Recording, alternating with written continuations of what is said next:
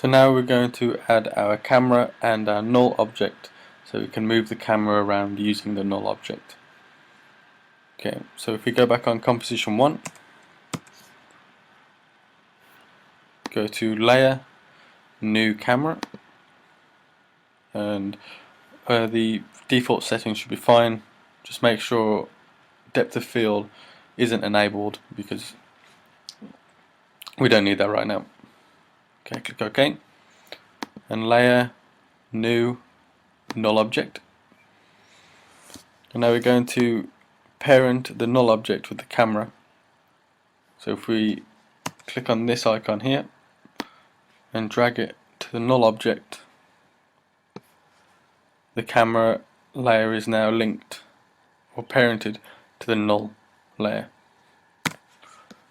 Okay, so now we can go into the null layer, press P, we'll make it a 3D object, sorry. Again, like by clicking these icons, we'll make it a 3D object.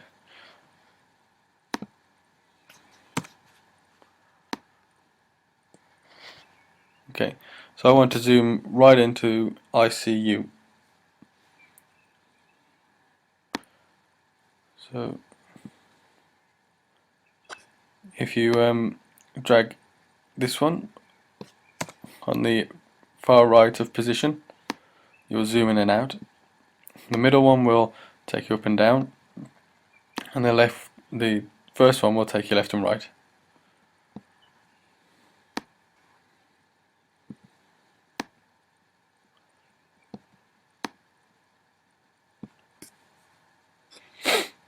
Okay, so we're going to add a keyframe on position.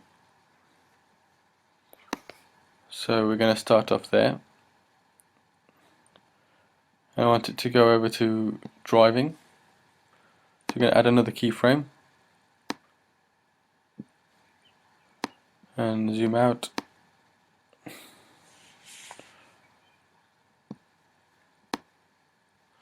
So we can see driving. Let's have a quick preview of that, see if it's okay. No. Okay, so I want to zoom straight into IC, so there we go. And I wanted to pause there for a second, so I'm going to add a keyframe. And then as driving comes up, I'm going to add another keyframe and zoom over to driving.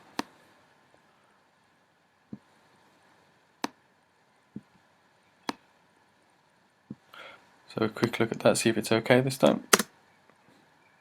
Yeah, that's okay.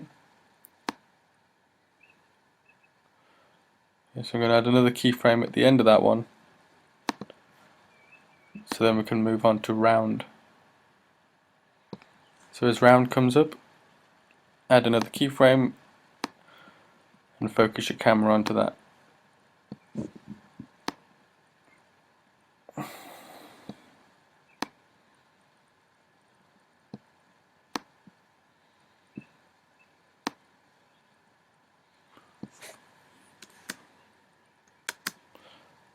Okay, so have a look at that again. That's okay. I'm going to add another keyframe at the end of this again, so it keeps everything the same. So when we go on to do width, we can do what we like.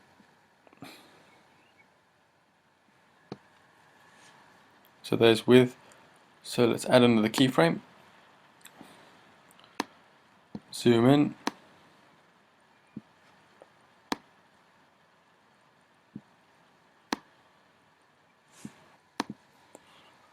Okay, add another keyframe after width, so it keeps the camera steady where it is.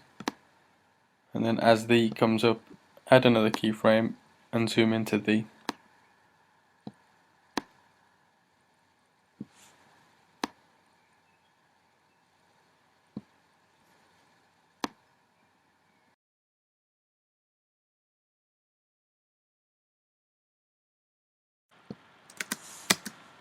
Okay, let's have a RAM preview of this now. Let's see if it's all okay.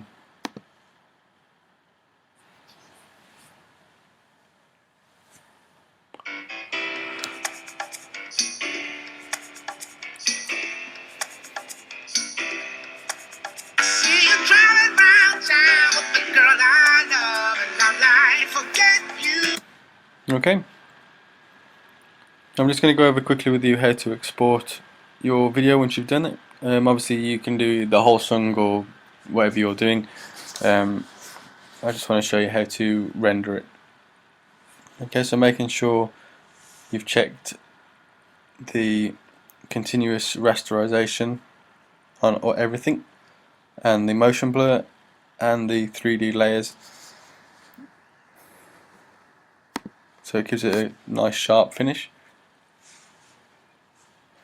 Go to composition and add to render queue. And this will give you a few settings you can change. Click on best settings and it will change the quality of everything. You can change the frame rate to 30 if you need to, but we're going to keep it as the default, so best, full, and everything else should be fine. Click OK. Actually, for that you can also go and change how much of your composition it will render. So in this case I've only done like 10 seconds of the song, so I'm going to go into here and make the render end at 1 minute. Okay, and click OK on that one. And now your output module, you'll need to click on this because audio isn't checked by default. So we'll check audio output and the default should be fine. Click OK, and then this next one will be where you want to render it to. So if I make this tutorial example, I obviously choose desktop, QuickTime and save. And then once you've done all that, click render. This bar will quickly go across, and obviously once it's done, then it'll be finished.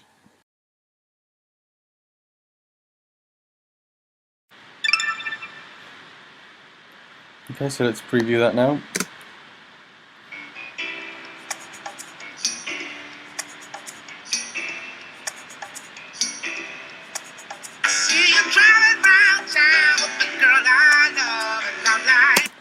Okay, looks good. Obviously you can see the motion blur more now. It gives it a really nice effect. So if you've got any questions about today's tutorial, please comment. I hope you've enjoyed the tutorial, and thank you for watching.